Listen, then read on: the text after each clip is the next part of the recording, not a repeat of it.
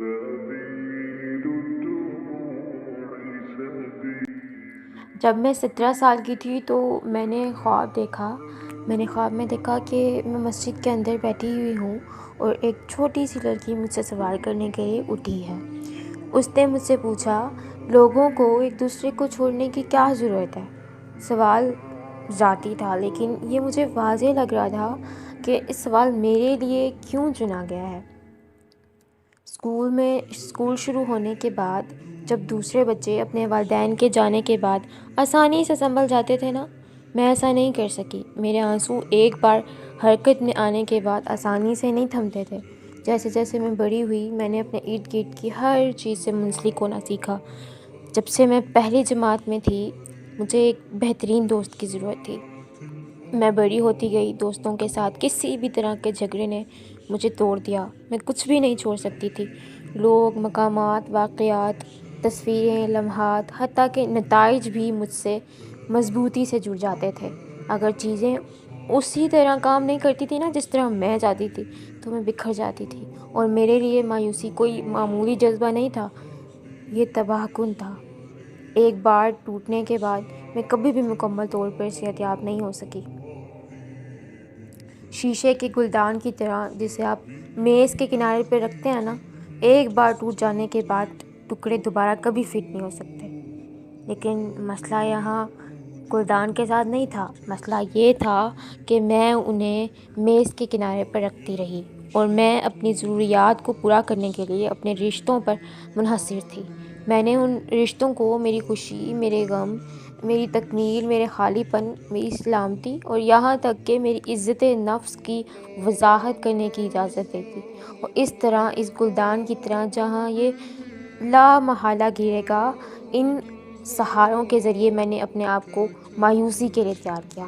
میں نے اپنے آپ کو ٹوٹنے کے لیے تیار کیا، اور نتیجہ وہی ہے جو میں نے پایا، مایوسی۔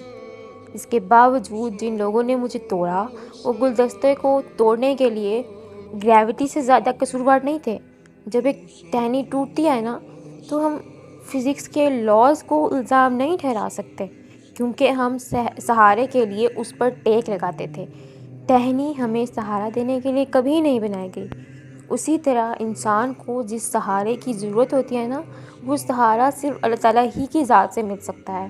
ہمیں قرآن میں بتایا گیا ہے، جو شخص برائی کو رد کرتا ہے اور خدا پر ایمان رکھتا ہے، اس نے سب سے قابل اعتماد ہاتھ پکڑ لیا ہے، جو کبھی نہیں چھوٹا، اور خدا سب کچھ سنتا اور جانتا ہے۔ اس آیت میں ایک اہم سبق ہے کہ صرف ایک ہاتھ ہے جو کبھی نہیں چھوٹتا، صرف ایک ہی جگہ ہے جہاں آپ اپنا انحصار رکھ سکتے ہیں، صرف ایک رشتہ ہے جو ہماری خودی کی تعریف کرتا ہے، اور صرف ایک ذریعہ ہے جس سے ہماری حتمی خوشی اور سلامتی کی تلاش ہے۔ تو یہ کوئی تعجب کی بات نہیں تھی کہ میرے خواب میں چھوٹی لڑکی نے مجھ سے یہ سوال کیا۔ یہ نقصان کے بارے میں سوال تھا، یہ مایوسی کے بارے میں سوال تھا، یہ ٹوٹ جانے کے بارے میں سوال تھا۔ کچھ تلاش کرنے کے لیے نکلیں اور خالی ہاتھ واپس لوٹ آئیں، یہ اس چیز کے بارے میں سوال تھا۔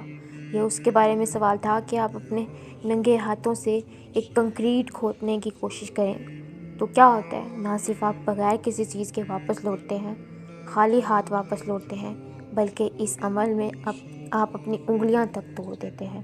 میں نے اسے پڑھ کر نہیں سیکھا، میں نے اسے کسی حکیم سے نہیں سن کر سیکھا، میں نے اسے بار بار آزما کر سیکھا۔ اور اسی طرح چھوٹی لڑکی کا سوال بنیادی طور پر میرا اپنا سوال تھا، اپنے آپ سے پوچھا جا رہا تھا۔ سوال دنیا کی نوعیت کے بارے میں تھا کہ وہ ایک ایسی جگہ ہے کہ جہاں لوگ آج آپ کے ساتھ ہیں، لیکن کل چلے جائیں گے یا مر جائیں گے۔ لیکن یہ حقیقت ہمارے 20 سال کے ہونے کو تکلیف دیتی ہے، کیونکہ یہ ہماری فطرت کے خلاف ہے۔ ہم بحیثیت انسان ہیں، ہمیں اس کی تلاش کے لیے بنایا گیا ہے جو ابدی ہے۔